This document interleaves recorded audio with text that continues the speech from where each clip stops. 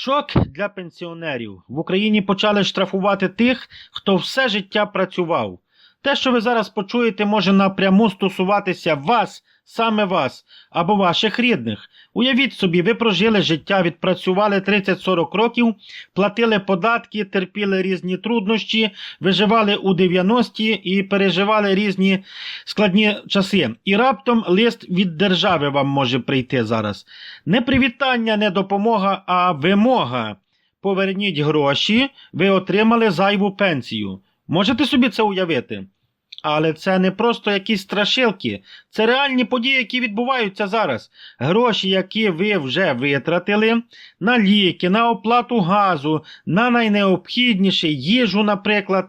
Це звучить як просто злий жарт, здається, але, на жаль, це реальність, з якою вже зіткнулися тисячі пенсіонерів в Україні. Дивіться, друзі, держава більше не захищає, держава старається знайти місце тому, як же ж наоборот людині щось таке запропонувати і сказати, що не зовсім допоможе. Таке враження складається.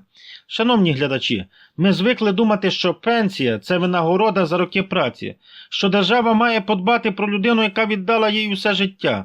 Але сьогодні складається враження, що пенсійна система перетворюється на якийсь просто каральний механізм. І я зараз вам розкажу те, що, можливо, мало хто з вас і знає.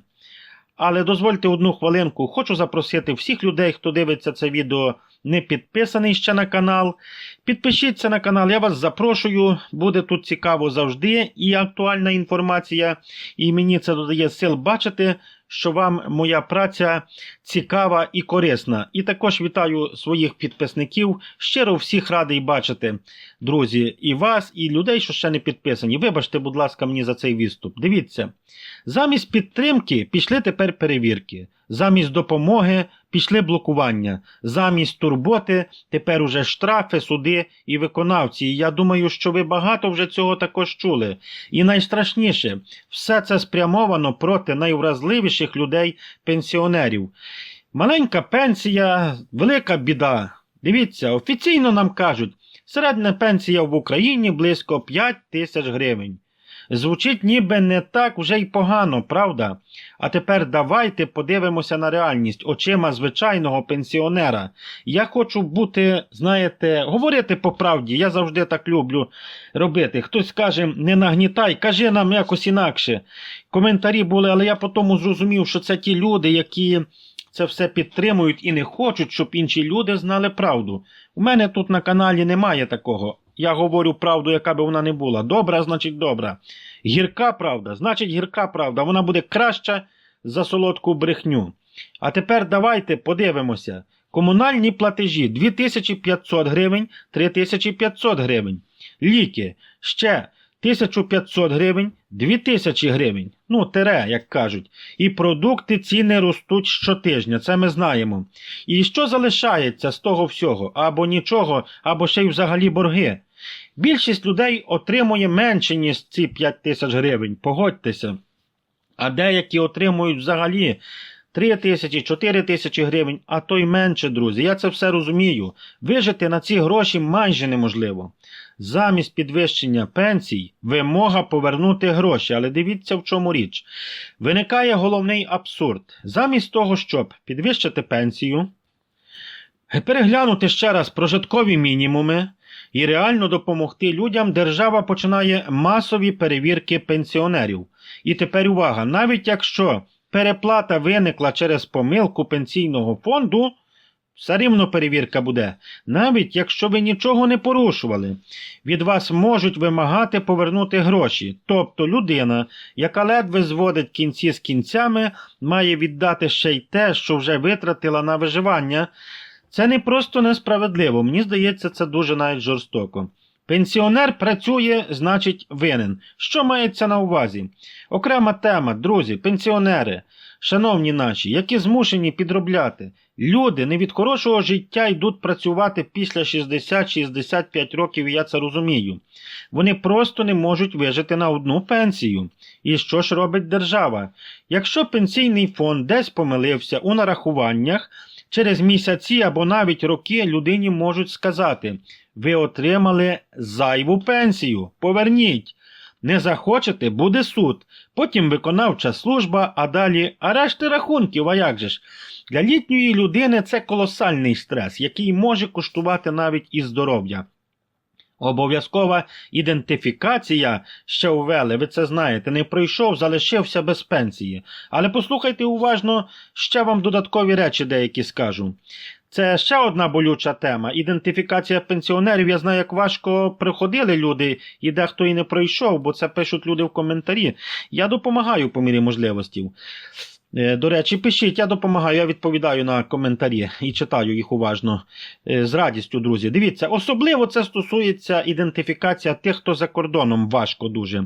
Тих, хто на окупованих територіях, хто хворий і самотні люди.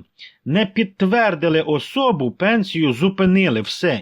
І нікого не хвилює, що людина не знала, може, що вона не може фізично прийти, що вона лежача, що немає смартфона, що немає банально просто інтернету.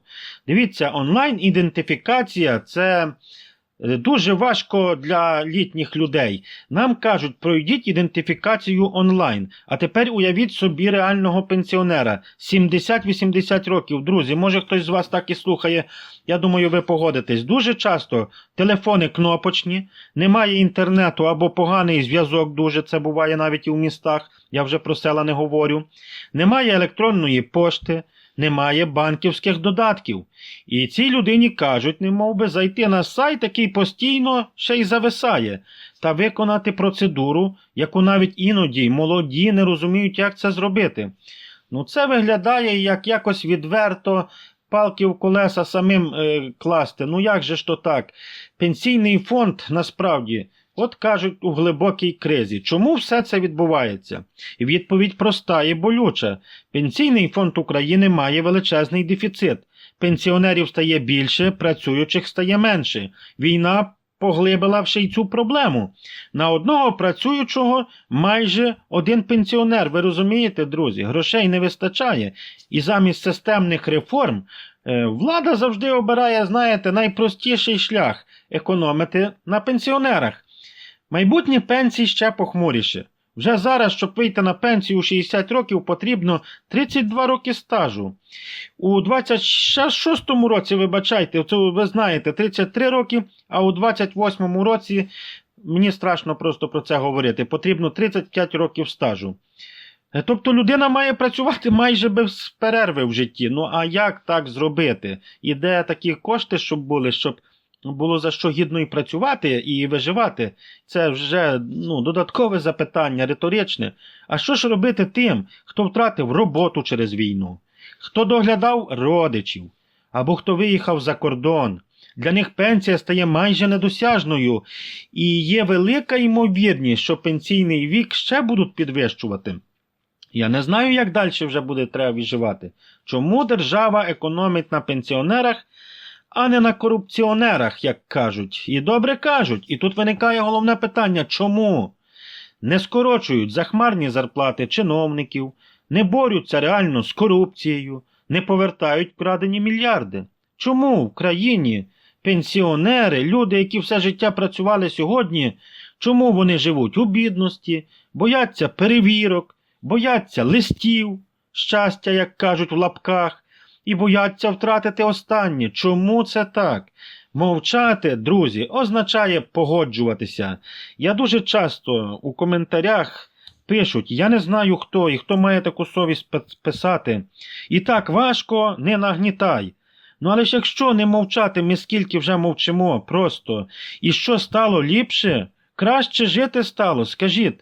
Я думаю, що коли ми мовчимо і мовчали до сих пір, нам стало жити тільки гірше. Це є моя особиста думка, ви маєте право не погоджуватися. Але тут ніхто мовчати не буде. Я і не нагнітаю, я просто хочу, друзі, щоб була справедливість, і щоб ми розуміли, і щоб нас почули, я би так сказав. Шановні глядачі, якщо ми мовчатимемо, скажіть, завтра умови стануть що? Ще кращими чи гіршими? Скажіть, подумайте самі. Думаю, кращими не стануть. Тому будемо говорити про це.